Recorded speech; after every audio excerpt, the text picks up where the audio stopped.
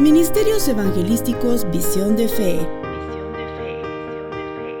te da la bienvenida a su programa Consejo, Verdades Bíblicas, con el pastor licenciado Luis Alberto Palacios. Un programa de bendición para tu vida espiritual.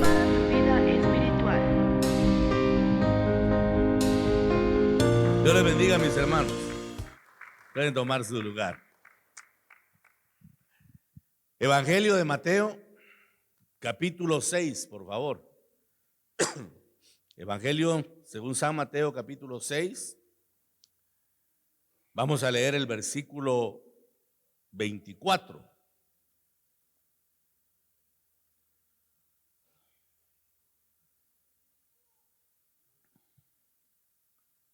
Mateo 6, 24, si está conmigo me indica con un amén, si no, pues probablemente en pantalla va a estar el versículo. ¿Sí?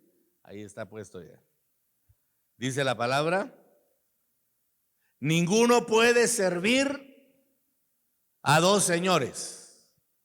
¿Quién puede servir a dos señores?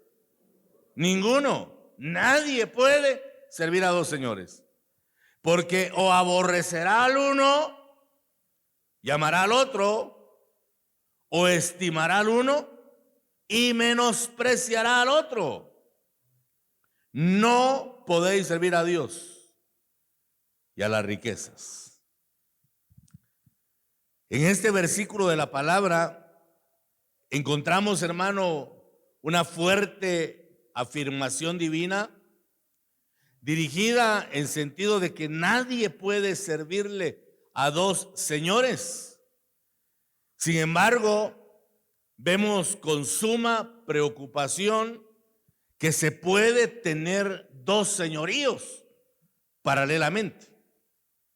Ese es el peligro del desierto, ¿verdad? Por eso es importante el trabajo del Espíritu Santo secundando al trabajo de Cristo. Y hablo del desierto porque usted recordará, por ejemplo, que cuando el pueblo fue liberado a través de el caudillo libertador Moisés y comenzaron esa travesía por el desierto, hubo un momento de desesperación en el alma del pueblo y comenzaron a sentir la ausencia de los dioses que adoraban en Egipto. Y tenían ya conocimiento del Dios verdadero.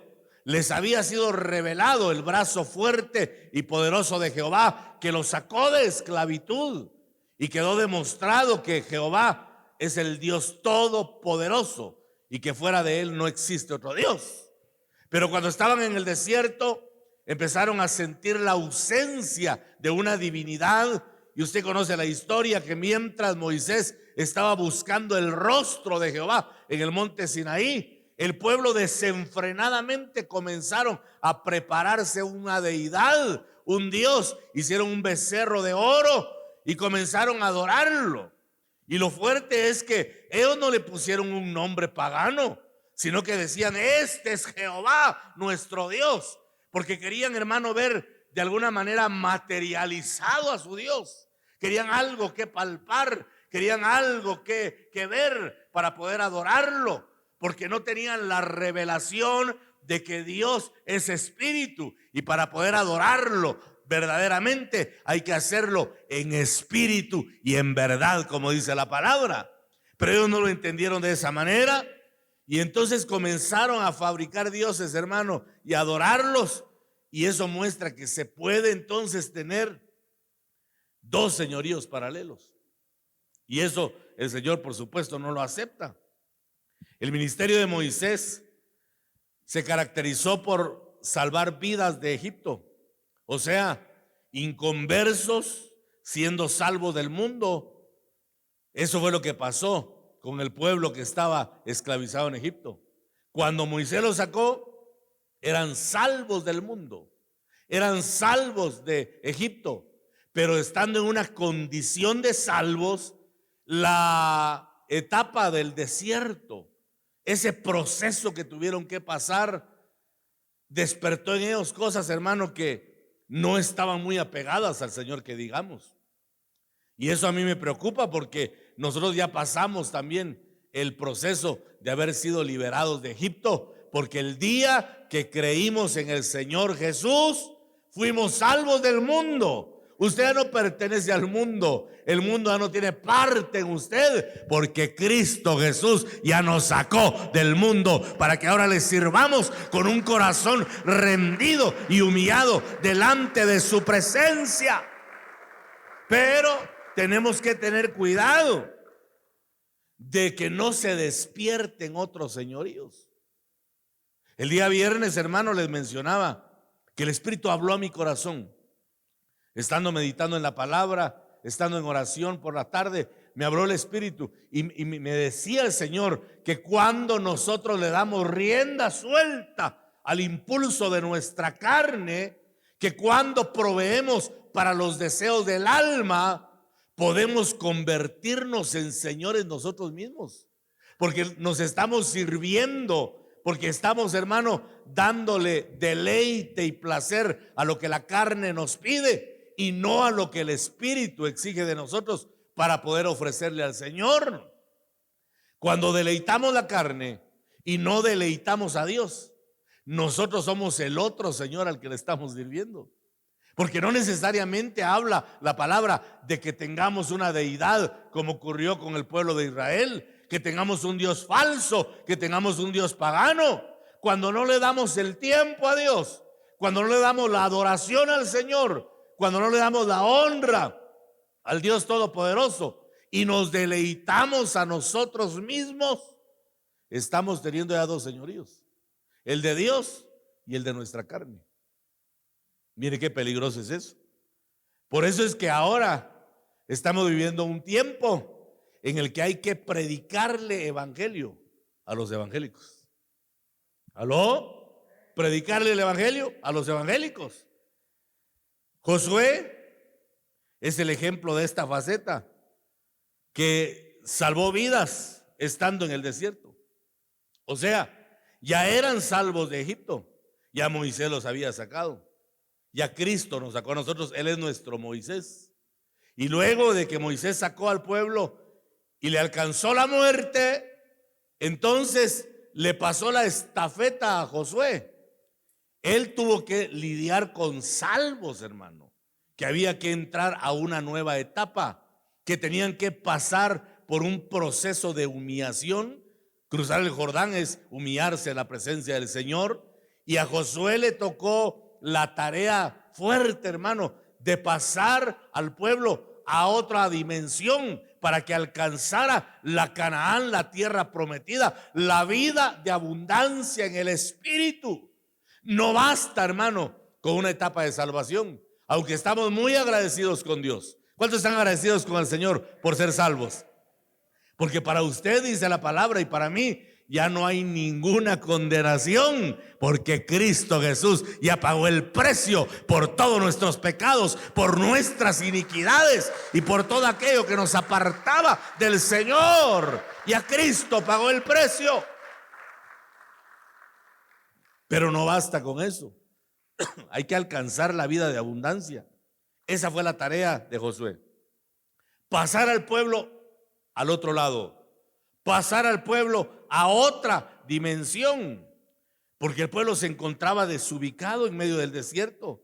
Y este ministerio, a la manera de Josué, es precisamente para conducir a este tipo de cristianos para que alcancen la plenitud de lo que Dios ha preparado para nosotros. El evangelio, hermano, contiene grosuras que Dios ha preparado. El evangelio es la mejor etapa de vida que podemos nosotros experimentar. Si el evangelio que estamos viviendo no satisface nuestra alma, si el evangelio no provoca deleite en nuestro espíritu, yo excuso decirle que estamos en un falso evangelio. Porque en el evangelio de Jesús hay plenitud de gozo y delicias a su diestra para siempre. Aquel que se ha encontrado frontalmente con el evangelio piensa lo mismo que David, que decía: una cosa he demandado a Jehová y esta buscaré, que esté en la casa de Jehová todos los días de mi vida, porque David sentía deleite de estar en la presencia del Señor. No existe nada mejor que estar en la presencia de Dios, hermanos amados, porque eso trae deleite, trae frescura, trae paz interior. De otra manera yo no puedo explicar cómo Moisés soportaba estar por largas horas en el tabernáculo, que estaba hecho de piel de tejón, de un roedor, ¿verdad? Imagínense el calor que se sentía en el tabernáculo, estando en pleno desierto. Pero Moisés soportaba estar allí dentro por largas horas, porque la presencia misma del Señor le traía refrigerio, le traía deleite. Es lo mismo que ocurre hoy, ¿verdad? Cuando venimos con desavenencias en el alma, cuando venimos con aflicciones, cuando venimos con cargas, cuando venimos con circunstancias que oprimen el corazón, pero nos acercamos a la presencia del Señor, Él derrama de su Espíritu Santo y comenzamos a sentir esa paz que sobrepasa todo entendimiento, porque es una paz más grande que nuestra razón, más grande que nuestra mente. Aleluya, dele fuerte las palmas al bendito Señor. Vaya conmigo, por favor, al libro del profeta Amós. Amós, capítulo 5, verso 24 en adelante. Amós, capítulo 5, versículos 24 en adelante. Dice la palabra: pero corre el juicio como las aguas y la justicia como impetuoso arroyo. Pregunta el Señor: ¿me ofrecisteis sacrificios y ofrendas en el desierto en 40 años? ¿Oh casa de Israel? El Señor les pregunta: ¿me ofrecieron sacrificios y ofrendas en el desierto en 40 años, oh casa de Israel? Y el verso 26 dice: antes bien, llevabais el tabernáculo de vuestro Moloc y Quiún, ídolos vuestros, la estrella de vuestros dioses. ¿Qué os hicisteis? Oiga, antes bien, le dice el Señor, llevabais el tabernáculo de vuestro Moloc y Quiún, ídolos vuestros, la estrella de vuestros dioses. ¿Qué os hicisteis? El pueblo, mientras anduvo en el desierto, llevaban el tabernáculo de Moisés y lo trasladaron, porque era una tienda móvil, durante 40 años. Sucedieron muchas cosas, como lo podemos leer en la historia bíblica a este respecto.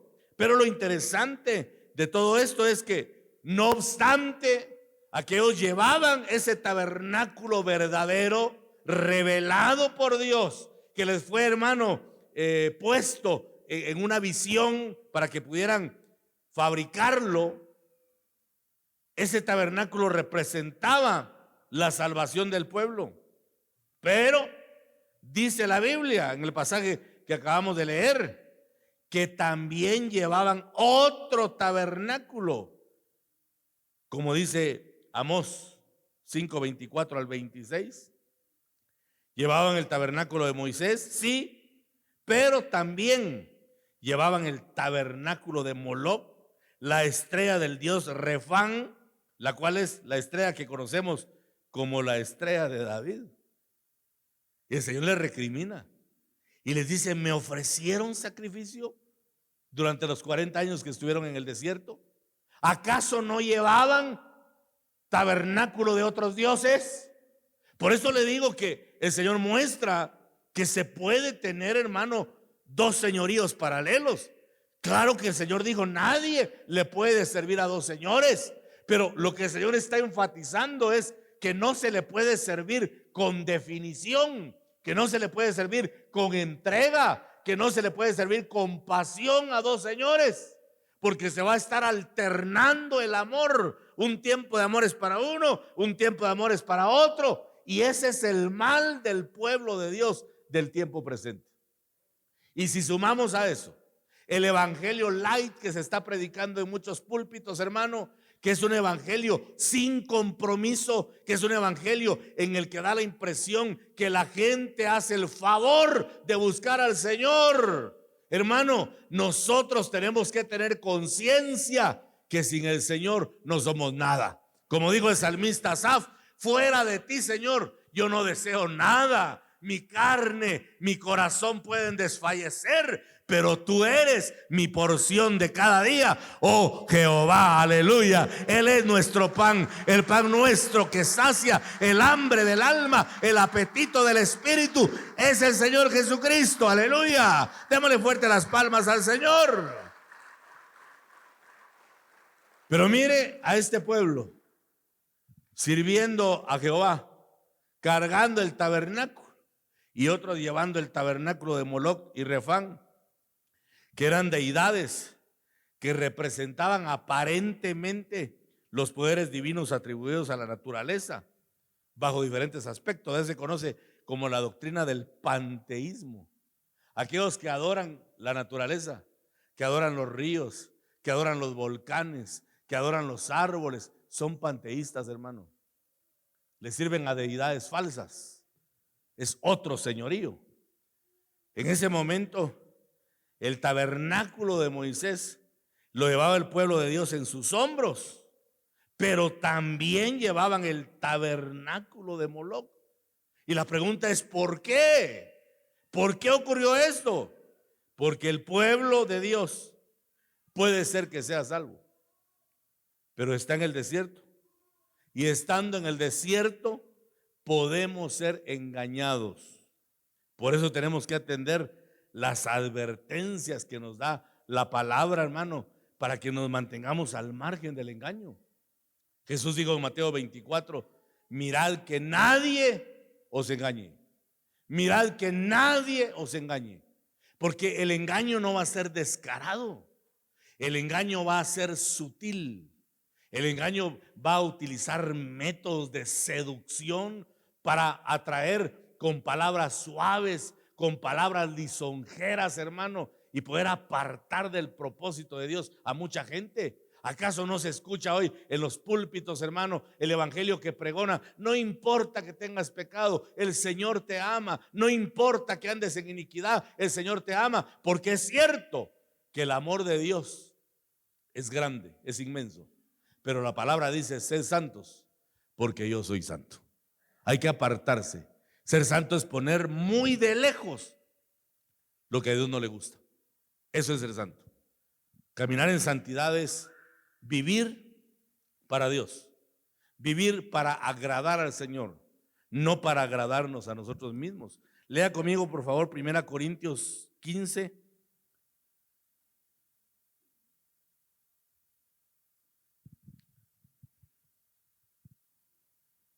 Versículos 1 y 2.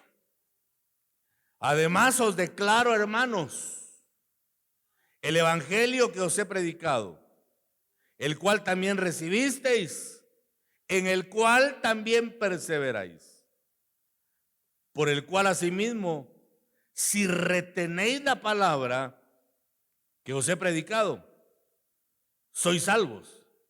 Si no, creísteis en vano. Oiga, qué fuerte eso. Voy a tratar de encontrar otra versión que nos dé tal vez un poco de más luz. La Nueva Traducción Viviente. Ahora, amados hermanos, permítame recordarles la buena noticia que ya les prediqué. En ese entonces la recibieron con gusto y todavía permanecen firmes en ella. Esa es la buena noticia que los salva. Si ustedes siguen creyendo el mensaje que les prediqué, a menos que hayan creído algo que a principio de cuentas nunca fue cierto. Mire la advertencia que da la palabra. Lo que señala esta cita es una perseverancia. De lo contrario podría haber apostasía. Yo conocía grandes hombres de Dios, con palabra revelada, que terminaba uno postrado, derramando lágrimas, hermano, ante el impacto de la palabra que Dios enviaba. Pero tristemente no perseveraron. Apareció el engaño, apareció el enemigo disfrazado de ángel de luz, perturbó su mente, confundió su corazón, los apartó de la verdad y ahora solo quedan recuerdos nada más de lo que un día fueron en el Espíritu, porque no tienen más la unción del Señor. ¿Y sabe qué es lo peligroso? Que dice la Biblia que aunque nosotros seamos infieles, Dios permanece siempre fiel. ¿Cómo permanece el Señor? Fiel. ¿Y por qué le estoy mencionando esto? Porque la unción, cuando Dios la derrama, la mantiene. Y podemos nosotros pecar, podemos fallarle a Dios, y la unción el Señor todavía la mantiene. Eso es lo que pasaba con Sansón, que jugaba entre el atrio y el mundo, y la unción estaba con él. Hacía lo que Dios dijo que no tenía que hacer, y la unción estaba con él. ¿Por qué? Porque Dios es grande en misericordia, es lento para la ira, hermano, y grande en misericordia. La unción permanece, y ese es el peligro de una persona engañada, porque si la unción permanece va a engañar a otros. ¿Por qué permanece la unción? Porque Dios busca un arrepentimiento. Por eso es que cuando Judas se acercó, él participó también de la mesa del Señor, hermano. No dice que después del bocado de pan Satanás entró a su corazón, pues. ¿Por qué le dio? ¿Por qué le dio el Señor la Santa Cena a Judas? ¿No sabía Jesús que él lo iba a traicionar? ¿No sabía que él lo había vendido por 30 monedas de plata? Lo sabía el Señor. ¿Por qué entonces permitió que participara de la Santa Cena? Porque el Señor esperaba que se produjera en él arrepentimiento. Por eso no quita el Señor la unción de los que están errados, de los que se han apartado, de los que están perturbados, de los que están engañados, porque el Señor todavía tiene el anhelo de que vuelvan a la verdad. Pero mientras eso ocurre, está el peligro de que muchos van a ser engañados en serie, hermano. Y de eso hay que tener cuidado, ¿verdad? Hay que mantenerse al margen, reteniendo la palabra, perseverando en la verdad, manteniendo la doctrina pura. ¿Cuántos dicen amén, hermanitos amados? Entonces lo que podemos ver en estos pasajes es que es necesario mantener el engendramiento del Espíritu activo en nuestro corazón, que se mantenga la doctrina, que se mantenga la pureza del Evangelio. La iglesia debe atender la palabra que tiene una proyección de enseñanza. Por ejemplo, para este tiempo, hermano, tenemos que procurar conocer la doctrina escatológica. ¿Acaso no estamos viviendo los últimos tiempos? ¿Acaso no estamos caminando ya, hermano, en los postreros días? El día martes acá con nosotros es día de enseñanza escatológica. Es cuando hablamos del tratado del tiempo final, es cuando tratamos bajo la luz del Espíritu de que nos ubiquemos y que sepamos qué etapa estamos viviendo, porque tenemos que ser como los hijos de Isaacar, que dice la Biblia, eran entendidos en los tiempos. Pero le cuento que el día martes, el día de enseñanza escatológica, es el día menos concurrido de la iglesia. Cuando más tendríamos que estar apercibidos para que no nos sorprenda el engaño del tiempo final.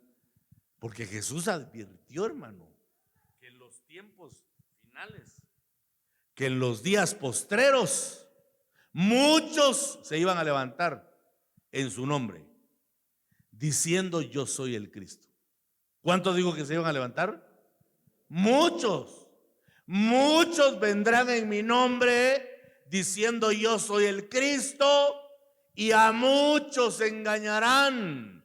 ¿A quiénes van a engañar los falsos? ¿A quiénes van a engañar los mentirosos? A los que no perseveran en la palabra de justicia. Este es un tiempo, como decía el fundador de nuestra misión, en el que hay que tener metida la cabeza en la palabra, hermanos, Porque si nosotros estamos anhelando la palabra, si estamos leyendo la palabra, si estamos pidiendo la luz del Espíritu Santo, no nos va a alcanzar el engaño, porque el Espíritu Santo bendito va a trabajar nuestro ser tripartito para que seamos guiados a toda verdad y a toda justicia. Aleluya. Aquel que tiene activo el Espíritu Santo no se equivoca, no se confunde, porque tiene la luz del Señor. Aleluya, fuerte las palmas al Todopoderoso.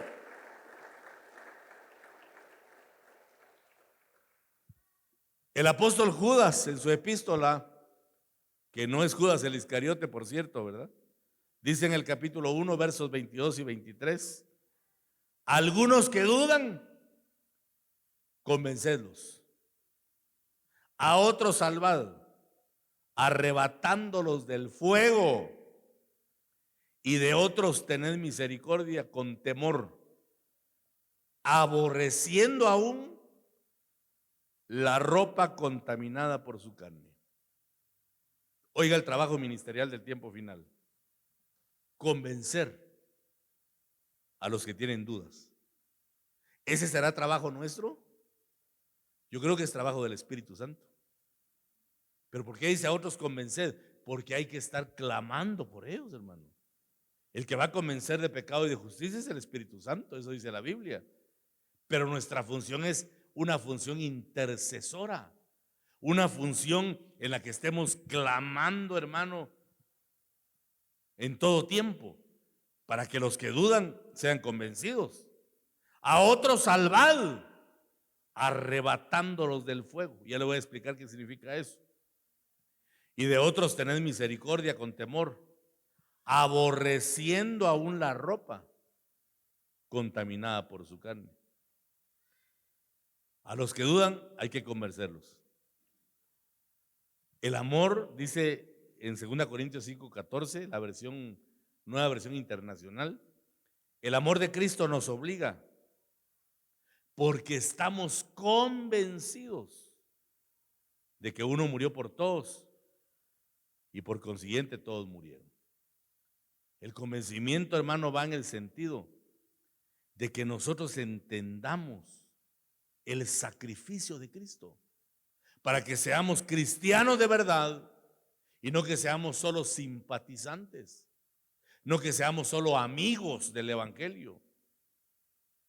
Que entendamos que todos, sin excepción, estábamos muertos en delitos y pecados y que la única manera de ser salvos es por medio del Señor Jesucristo.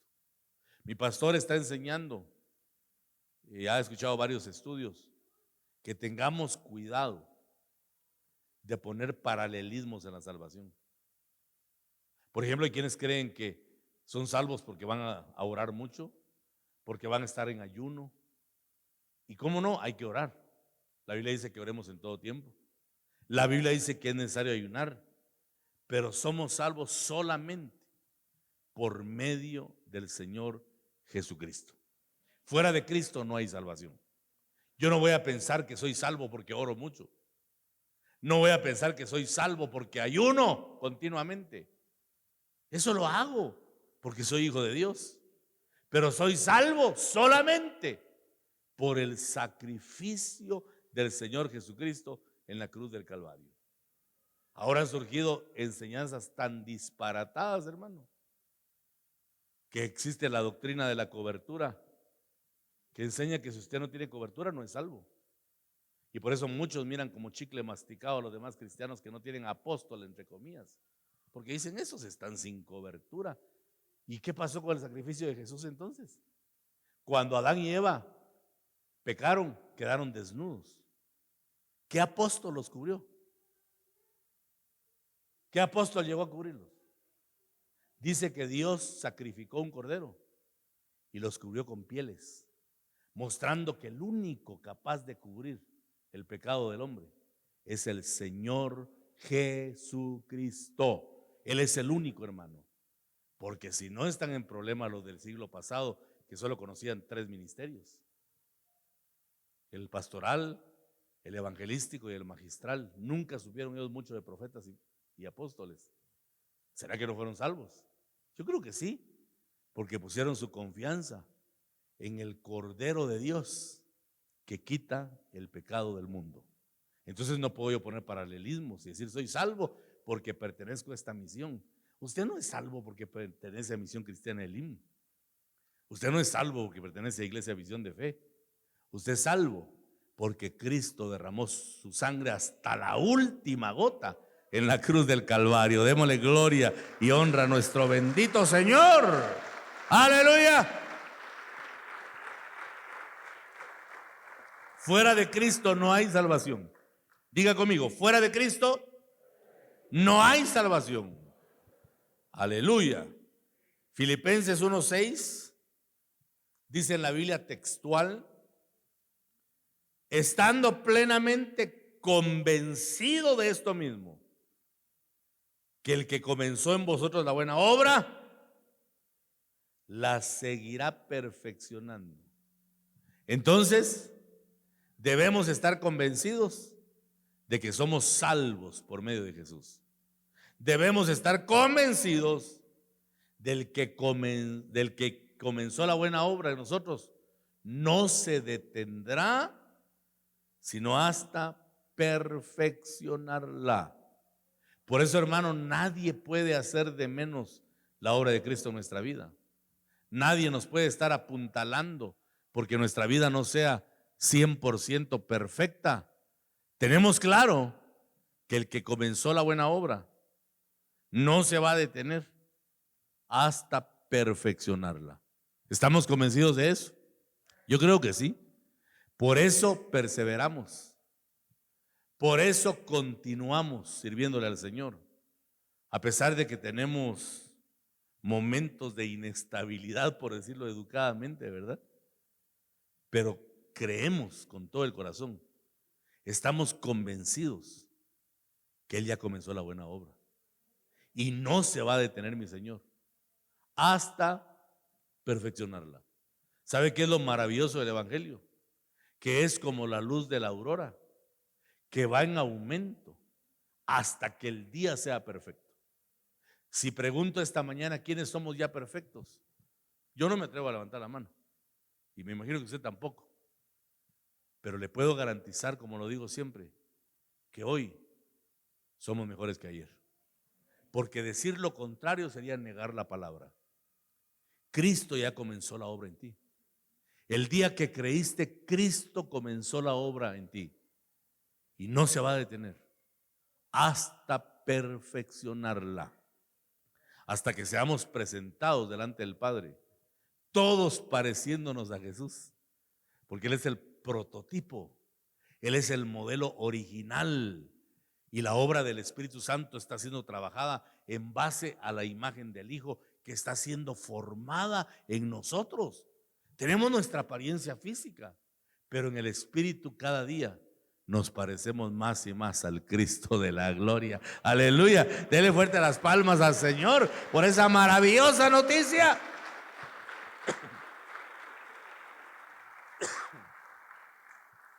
Segunda Corintios 5:6 dice en la versión aramea, la versión peshita: porque nosotros sabemos pues y estamos convencidos de que mientras habitamos en el cuerpo, estamos ausentes de nuestro Señor.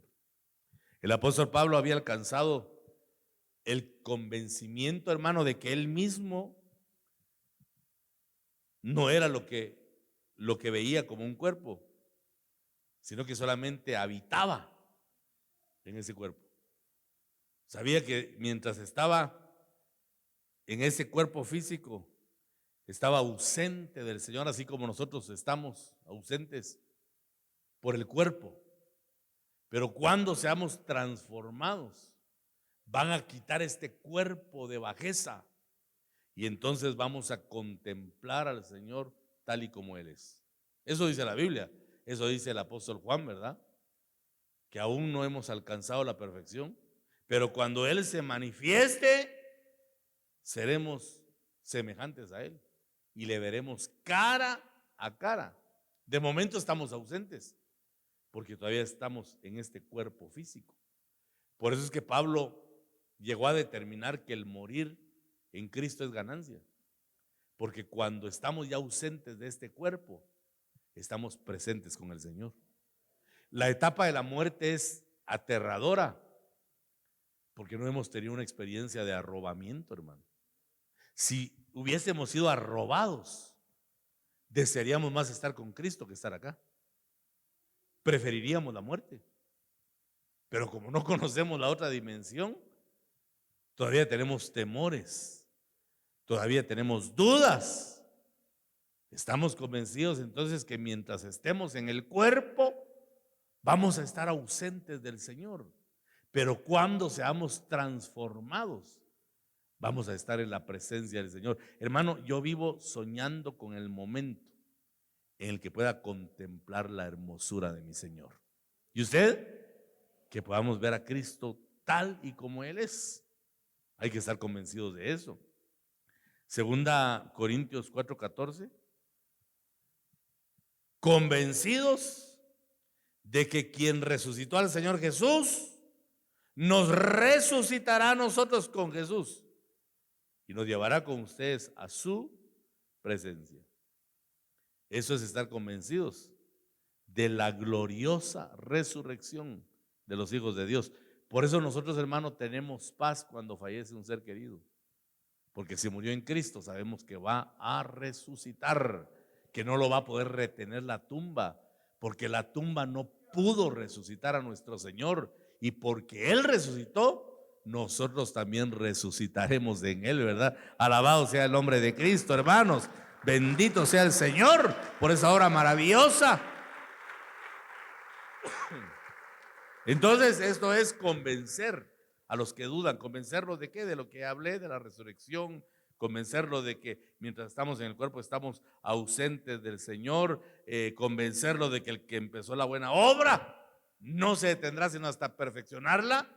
Pero también dice el apóstol Judas que a otros hay que salvarlos arrebatándolos del fuego. Aquí está hablando figurativamente, porque hay conductas y actitudes que se comparan con el fuego. Podemos mencionar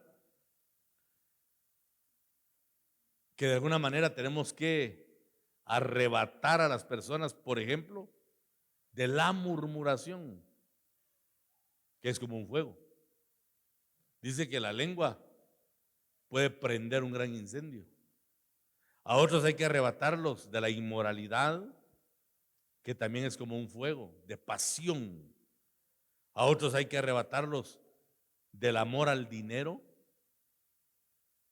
el cual también es un fuego extraño. Y a otros hay que guardarlos de los falsos dones del Espíritu, que es un fuego extraño como el que ofrecieron Nadab y Abiú, hijos de Aarón. Pero dice que era fuego extraño que Dios nunca había pedido. ¿Dónde encontraron fuego ellos? ¿Dónde encontraron un fuego para ofrecer si no tomaron el fuego del altar? Entonces hay que guardarse del fuego de la murmuración. Dice Santiago 3:6, pues bien, la lengua es fuego y encierra en sí una fuerza cósmica para el mal. Hay que arrebatar a otros del fuego de la inmoralidad. 1 Corintios 6:18, nueva versión internacional. Huyan de la inmoralidad sexual.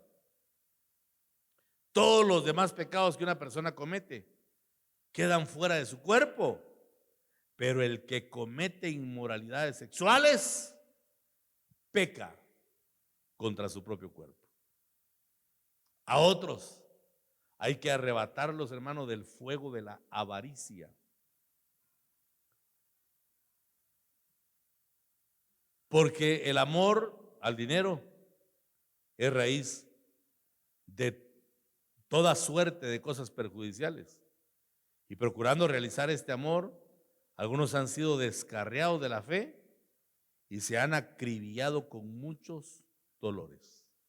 Bueno, ahí hay ejemplo entonces de las clases de fuego que pueden, hermano, aparecer en nuestro camino y que van a pretender destruirnos. Pero también dice el apóstol Judas, que de otros tengamos misericordia con temor, aborreciendo aún la ropa contaminada por su carne. Por su carne. Marcos capítulo 16 o 14, perdón.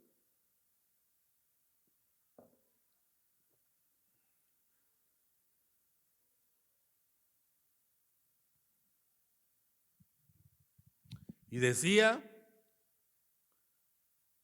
Abba Padre,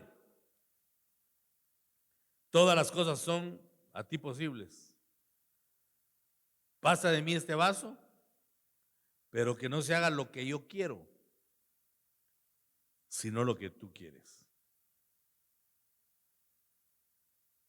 La contaminación más grande que puede haber, hermanos, es ir en contra del propósito y la voluntad del Señor. A eso se le llama rebelión. La rebelión es altamente contaminante y hay que aborrecer aún la ropa contaminada por la carne, porque interprétese, la ropa que se contamina por obedecer a los deseos de la carne antes que obedecer a la voz del Espíritu Santo. Es que a diario, hermano, a diario estamos expuestos a dos deseos: al deseo del Espíritu o al deseo de la carne. Si no obedecemos al Espíritu, vamos a obedecer la carne. Y si obedecemos la carne, no vamos a obedecer el Espíritu. Dice también Hechos 19:12. De tal manera que aún se llevaban sobre los enfermos los sudarios y los pañuelos de su cuerpo, y las enfermedades se iban de ellos, y los malos espíritus salían de ellos. Esto muestra que cuando los apóstoles no podían imponer sus manos, porque la normativa era: pondrán las manos sobre los enfermos y sanarán. Pero en ocasiones no podían hacerlo. ¿Sabe qué hacían los apóstoles entonces? Tomaban un sudario, ponían sus manos sobre ese sudario y lo declaraban ungido. Y en el momento que él hacía contacto, el sudario, con la persona enferma, dice que sanaban, hermano. O sea que la unción se puede, ¿cómo llamarle? Se puede transferir. Esto se llama transferencia de unción. Pero si se puede transferir la unción, también se puede transferir los malos deseos. Y por eso es de que está en boga la doctrina que dice que hay que aborrecer aún la ropa contaminada por la carne, como mostrando una probabilidad de que si se transmite la unción positiva, se puede transmitir las sensaciones negativas también de la carne. Y con eso pues hay que tener cuidado, porque es en cierta manera una advertencia que nos da la palabra. Entonces, hermanos, volviendo a direccionarnos en la palabra, nadie puede servirle a dos señores. Este es un tiempo de definición en el que tenemos que determinar qué vamos a hacer, qué señorío vamos a tomar. Y viene a mi mente las palabras heroicas de Josué, que cansado, hermano, cansado de la apostasía de Israel, les dijo: escojan ustedes, decidan ustedes a quién van a servir. Si van a servir a los falsos dioses, es decisión de ustedes, pero yo y mi casa serviremos a Jehová. Eso es ser definido. Es no estar ambivalente con dos señoríos, sino estar determinados a servirle a un solo Señor. Y el que creo, hermanos, que merece que le sirvamos es el Señor Jesucristo, porque Él nos ha otorgado salvación y vida eterna. Alabado sea el nombre del Señor, ¿verdad? No podemos entonces servir a dos señores. Aleluya. Tenemos que estar definidos y cada día, a ver si me entiende la expresión, tenemos que ponerle acicate al alma, porque el alma pide. El alma exige. Yo les decía el día viernes que tengo más de 20 años de ser pastor y más de 40 de ser cristiano, y todavía me cuesta orar. Cierro mis ojos para buscar el rostro del Señor y lo primero que siento es sueño. Uy, pastor, sí, esa es la verdad. Aquel que le dice yo solo cierro los ojos y siento la gloria del Señor, le está mintiendo. Porque ese es un proceso. Para llegar al lugar santísimo, primero hay que pasar el atrio, el cuerpo. Después llega usted al alma y por último al lugar santísimo. Pero que alguno me diga que solo dobla las rodillas está metido en el lugar santísimo, eso se lo voy a creer el día del juicio en la mera tarde, ¿verdad? Cuesta horrores, hermano, porque hay una carne que no quiere. Hay una carne que mejor te dice que veas el clásico español en lugar de estar orando, o que veas una buena película. La carne pide. Por eso es que la palabra dice que no proveamos para los deseos de la carne. ¿Por qué? Porque se convertiría la carne en otro señor. Y nosotros queremos tener un solo señorío, el de nuestro Señor Jesucristo. Amén. Que Él sea nuestro Señor, que Él sea a quien le obedezcamos. Hermano, procuremos, yo lo desafío, lo reto a que nos propongamos darle al Señor el lugar que le corresponde. Porque lo dije unas semanas atrás y lo vuelvo a enfatizar. El Espíritu me habló, el Espíritu me dijo: mi pueblo ha menospreciado mi presencia. Eso no se lo digo yo, eso me lo dijo el Señor a mí. Mi pueblo ha menospreciado mi presencia. ¿Qué es menospreciar? Es tener por algo que no vale. Qué fuerte eso, ¿verdad? A mí me entristeció el alma y el espíritu oír eso. Pero podemos reivindicarnos. ¿Cómo? Amando la presencia del Señor. Amando la presencia del Señor. Valorándola. Estimando ese momento sagrado en el que el Señor desciende por pura misericordia.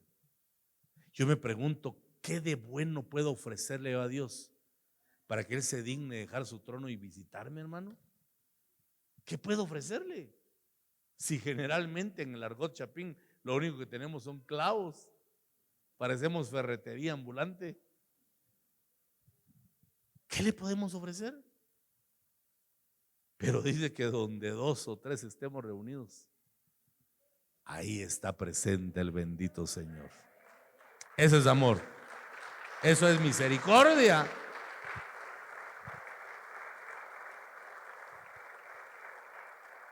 Definamos nuestra vida espiritual. Propongámonos, este es el reto, ¿verdad? Propongámonos no proveer para los deseos de la carne y amar la presencia del Señor. Y le garantizo que vamos a entrar a una nueva dimensión. El viernes mencionaba que Dios le envía la revelación solamente a los que están enfermos de amor por Cristo. Mire, hermano, yo a diario, vive Jehová, que a diario le pido que me muestre algo diferente en la palabra. Muéstrame, Señor. Revélame tu palabra. Habla a mi corazón. Y es increíble, hermano, que a veces voy por la calle y el Señor me habla. Y trato de retener la palabra. Llego a la casa, escribo. Esa es la forma en que yo estudio, ¿verdad? El Señor me habla y llego a casa, tomo un bloc de notas, escribo lo que Dios me dijo y lo dejo ahí guardado. Después vuelvo a acercarme a lo que escribí, comienzo a meditarlo, a pensarlo. Y el Espíritu Santo comienza a exponer su pensamiento, porque el Dios que yo conozco habla, hermanos. Él habla. Como el que hizo la boca no va a hablar, ¿verdad? Y comienza a instruir en amor. Por eso es que la amada en Cantares dice: ¡ah! Si Él me besara con besos de su boca. Los besos de la boca del Señor es la palabra revelada. Cuando Él te da palabra revelada, Él te está besando. Y nosotros también tenemos que besarlo a Él. Besad al Hijo, dice el Salmo. Besad al Hijo. para que no se enoje el padre. Nosotros también podemos besar, como aquella mujer, ¿verdad? Que llegó y derramó un alabastro de perfume y dice que comenzó a besar los pies del maestro. ¡Wow! Qué impresionante eso, ¿verdad? Qué acto más sublime, hermano. Postrada, besando los pies del Señor. Eso es amar la presencia. Y comenzaron todos a juzgarla. Y decían unos, si este fuera hijo de Dios, sabría que esa mujer que está ahí a sus pies es larga, dirían, ¿verdad? Esa mujer es cosa seria. Y Jesús les dijo, cuando vine, le dijo al fariseo leproso, hermano, cuando vine a tu casa no me diste beso. Cuando vine a tu casa no lavaste mis pies. Pero esta mujer los ha enjugado con sus lágrimas y no ha parado de besar mis pies. Fíjese. ¿Por qué le dijo Jesús al fariseo leproso? Cuando vine a tu casa no me diste beso. Porque dice que se le daba beso en la mejilla a uno que era reconocido digno. O sea que ese ingrato leproso no reconoció digno al Señor. Yo le digo, pase adelante. A ver quién es el famoso Jesús de Nazaret. No le dio beso, hermano. Y leproso. Pero llegó aquella mujer y lavó sus pies y los besó, reconociendo la dignidad. Entonces le dijo el Señor, esta mujer me ha ungido para la sepultura. Y donde quiera que se predique este evangelio, esta mujer será mencionada. Mira, hoy lo estamos mencionando. Si aprendemos a besar los pies, ¿por qué los pies? ¿Por qué no la mejilla? Porque besar los pies es señal de humillación, hermano. En la mejilla se besaban dos que eran considerados del mismo rango. Pero ¿cómo nos vamos a querer equiparar nosotros con el Señor? Mejor besemos sus pies en señal de reconocimiento de que Él es grande y nosotros somos tan pequeños. Pero muy a pesar de nuestra insignificancia humana, el Señor se digna descender